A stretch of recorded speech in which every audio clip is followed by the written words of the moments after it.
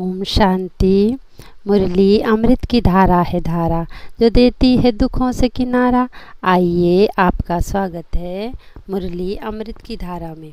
तो आज 2/8/23 का अमृत पान है। बाबा कहे, मेरे मीठे लाडले बच्चों, अमृत बेले समय के महत्व को जानो और अमृत बेले उठ मुझे याद करो। क्योंकि अमृत बेले का समय जो है सतोगुणी समय है, उस समय याद करना बड़ा सहज है। अमृत बेले का टाइम सबसे अच्छा है। अमृत बेला मधुर बेला है, जिस बेले में बाप और बच्चों का मिलन होता है। तो बाबा कहते हैं, विचार करो, उस समय मुझसे बात करो। मैं बागवान हूँ, खिवैया भी हूँ, तो तुम उस परमात्मा की संतान हो। तो ऐसे ऐसे बाबा हमें युक्ति बताते हैं। तो हमें विचार करना है, मैं आत्मा हूँ, उस परम पिता परमात्मा खिवैया की संतान हूँ, जो मुझे ज्ञान रत्नों से और सर्व शक्तियों से भरपूर कर रहे हैं। तो अमृत बेले का समय महत्वपूर्ण समय है। इस समय हमें स्वयं में सर्व शक्तियाँ भरनी हैं। देखो, भक्ति मार्ग में भी ब्रह्म मुहूर्त समय का कितना महत्व गाया हुआ है। तो हमें तो स्वयं भगवान आकर अमृत बेले का महत्व बता रहे हैं। फिर बाबा ने कहा, दान का कितना महत्व है, दानियों की बहुत महिमा होती है। तो जो भक्ति में दान करते हैं वो तो केवल एक जन्म का दान है। तो जैसे वो रहम दिल सागर बाप हम बच्चों के ऊपर रहम करते हैं, तो बाबा कहते हैं तुम बच्चों को भी रहम दिल बन सबके ऊपर तरस खाना है। सबको अविनाशी ज्ञान रत्नों का दान देना है, सबको मेडिटेशन सिखलाना है। तो इस समय खिवैया बाप आया है, तो हमें उनको याद करना है। वो सब बच्चों का क्या है, सहारा है। फिर बाबा बोले, हर बात भारतवासियों के लिए ही है। ये अमर कथा सत्यनारायण की कथा भी भारत में ही सुनाई जाती है। फिर बाबा बोले, वो गुरु लोग आदि भी मेडिटेशन सिखलाते हैं, लेकिन वो क्या है, योग साधना है, वह मनुष्य को ही कराते हैं। और यहाँ है आत्मा और परमात्मा की बात। जो शिक्षा हमें परमात्मा सिखाते हैं, वह बागवान भी है, बीज रूप भी है। फिर बाबा बोले, कर्म करते हुए भी बाप की याद में रहना है, स्वयं को निमित्त समझना है, क्योंकि बाबा कहते तुम हो ही कर्म योगी।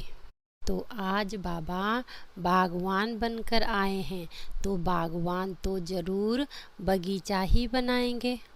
बाबा रहम दिल भी है, खिवैया भी है, बीज रूप भी है।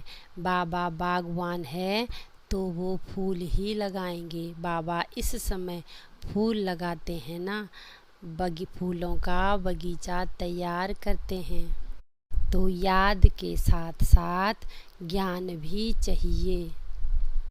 फिर ब्रह्मा बाबा अपना अनुभव सुनाते हुए कहते हैं कि जैसे लौकिक पिता भक्ति मार्ग में माला फेरते थे, माला कितनी बार फेरते थे, तो हम भी जाकर कोठी में बैठ माला फेरते थे, लेकिन ज्ञान तो कुछ भी नहीं था। तो बाबा कहते, तुम बच्चों को तो अभी ज्ञान है, इसलिए अमृत बेले मेडिटेशन में बैठने की आदत पड़ जानी चाहिए।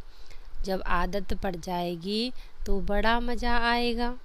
भी वह ज्ञान सागर बाप हमें मास्टर ज्ञान स्वरूप बना रहे हैं।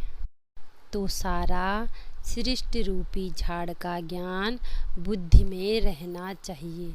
बाप की भी खुशी हो और ज्ञान की भी खुशी हो, दोनों ही चीज़ें याद आती हैं। तो नशे में रहना चाहिए कि हमें रचयिता और रचना का पूरी नॉलेज है। तो अब हमें समझ मिली है। ज्ञान का सागर बाबा हमें समझदार बना रहे हैं। तो हम 84 जन्मों का चक्कर लगाकर आए हैं, अभी हम जाते हैं वापस। यह ड्रामा का चक्र बुद्धि में फिरता रहना चाहिए। आज बाबा का फरमान है, मुझे याद करो और रचना के चक्र को याद करो, यानी 84 जन्मों के चक्र को भी याद करो। आदि मध्य अंत का ज्ञान बुद्धि में रखना है, श्रीमत पर चलना है। फिर बाबा बोले, सन्यासियों का है रजो प्रधान सन्यास और हमारा है सतो प्रधान सन्यास, यही है राजयोग। फिर हम एक श्री की श्रीमत से श्रेष्ठ बनते हैं। अविनाशी बाप मिला है, अविनाशी बाप से अविनाशी वर्षा मिलता है। तो अविनाशी ज्ञान रत्नों का दान करने का भी नशा चढ़ना चाहिए, समझाने का बड़ा नशा चाहिए। दान तो जरूर देना है। तो गॉड फादर नॉलेजफुल बाप हमें मास्टर नॉलेजफुल बनाते हैं। तो हमें ज्ञान का सिमरण करना है, ज्ञान धन को भी याद करना है और जो हमें ये ज्ञान देने वाला दाता है उसको भी याद करना है। सदा ईश्वरीय नशे में रहना है और इसी नशे में रहकर सेवा करनी है। सबको मेडिटेशन करने की विधि समझानी है। फिर बाबा बोले, रूहानी नशे की प्रसन्नता से हमने सर्व को शांति और शक्ति का दान देना है। तो जो बच्चे सदा रूहानी प्रसन्नता में रहते हैं उनके वाइब्रेशन सर्व आत्माओं तक पहुँचते हैं, शांति और शक्ति की अनुभूति कराते हैं। जैसे फलदायक वृक्ष अपनी शीतलता की छाया से मानव को शीतलता का अनुभव कराता है और मानव प्रसन्न हो जाता है, तो ऐसी आपकी प्रसन्नता के वाइब्रेशन भी सर्व आत्माओं को शांति और शक्ति का अनुभव कराएंगे। तो जब हम समर्पि स्वरूप में रहेंगे तो हर परिस्थितियाँ हमें खेल लगेंगी। हमें हर समय बाबा हमें नॉलेजफुल व शक्ति स्वरूप बना रहे हैं, तो हर परिस्थितियाँ हमें क्या लगेंगी, खेल समान अनुभव होंगी।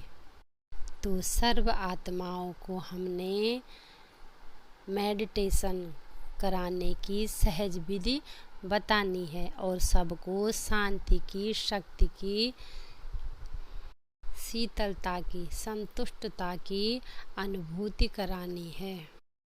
तो हमें बाबा द्वारा जो भी प्राप्तियाँ, जो भी शक्तियों का, शांति का अनुभव हुआ है, तो हमें यही वाइब्रेशन सारे संसार में फैलाने हैं, यही सेवा करनी है। तो ऐसे जीवन बनाने वाले बाबा को दिल से, दिलाराम को शुक्रिया शुक्रिया। ओम शांति।